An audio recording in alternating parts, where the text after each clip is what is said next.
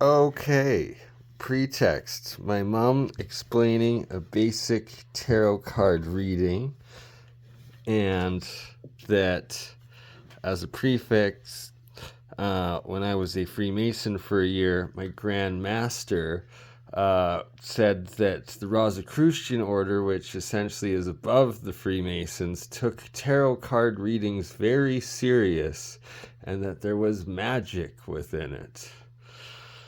Yeah. Okay. So, are we going? Yeah. All right. So, we're just doing a 3-card reading, which is about the present. And these cards were pulled on a day when Bernie was feeling very depressed Indeed. about everything. So, the first card represents the essence of the question. And in this case, it is the 5 of water, which is about loss. The second card shows what hinders you, and this one is the main archetype.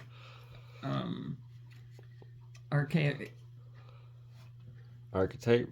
Archetype. The main. Oh, what do they call?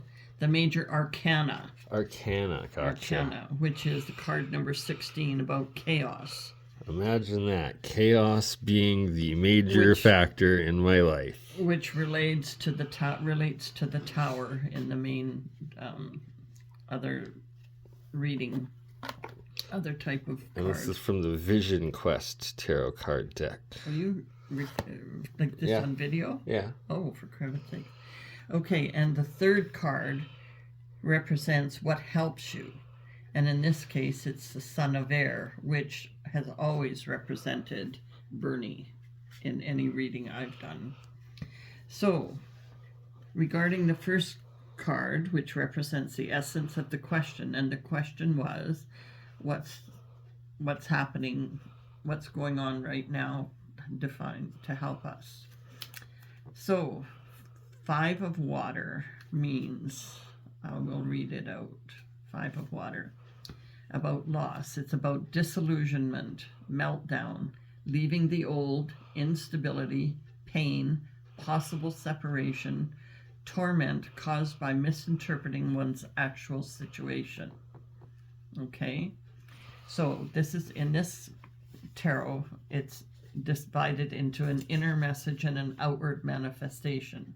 So the inner message of this: the veils of ignorance are being lifted. An illusion you have created and clung to now slowly dissolves, as it must. Be brave. This is the beginning of an internal liberation. If you really don't want to, you don't have to suffer. This is nothing more than a helpful wake-up call. Welcome it. Pretty accurate in regards to my own life and being tapering on the Suboxone and having to come off of it, and the choice of going through it right now. Okay. Outward manifestation. A situation changes without warning. It is useless to fight against the tide. Simply let go what doesn't want to stay with you. Whatever you lose now has never truly belonged to you anyhow. This profound and at first very painful insight gives you a new kind of stability and much greater clarity about your true feelings. You still think it's about coming off Suboxone? Oh, it's all relevant. It's all part of it. Because what was the other part of what you were upset about? Yeah, absolutely. You don't want to say it out loud. It's a public video over private things. I'm recording this for a public video. Oh, seriously? Yeah.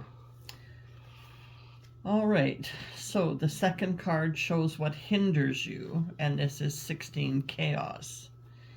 It's about upheaval, storm, abrupt change, shedding of old values, concepts, ideas, concerns, breaking away from restrictions, walls tumbling within and without. Okay? The inner message: whether you want to or not, chaos will liberate you from the narrow confines that kept you safe but bound. Revolting against these fateful forces will only intensify your pain. Go with the flow instead of resisting it. The less you struggle, the easier these necessary changes will become. Trust the forces of upheaval, trust the internal and possibly external chaos that shakes up your life.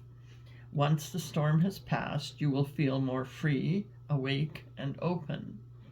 Remember, stars are born out of chaos. We only fear this power because we cannot control it. In reality, chaos is the raw material of transformation. So that's the internal. The outward manifestation. Everything is up in the air. Inner inhibitions and other restrictions collapse without warning. A higher power blasts away your self imposed mental and perhaps even tangible prison walls. This may relate to a work situation that is no longer suitable for you, it may take the form of a sudden change of address or end a partnership, one you hang on to like a bad habit. If that is the case, be honest with yourself. All old crutches eventually break. Throw them away willingly.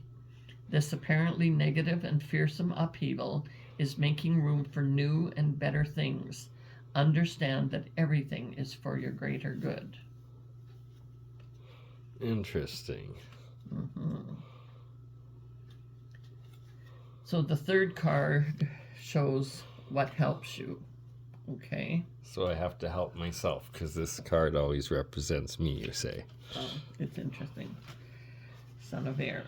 It's about rebellion, the urge to be free, vehemence, restlessness, inner conflict, mental agitation, the vain attempt to fulfill ego desires.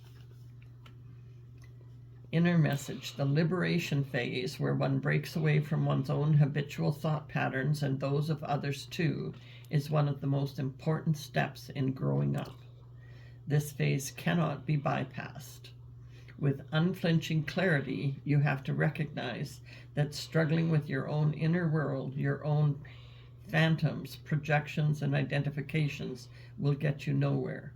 Once you have seen this for yourself, the inner battle ends. You realize it was you who projected the movie now playing on your internal screen.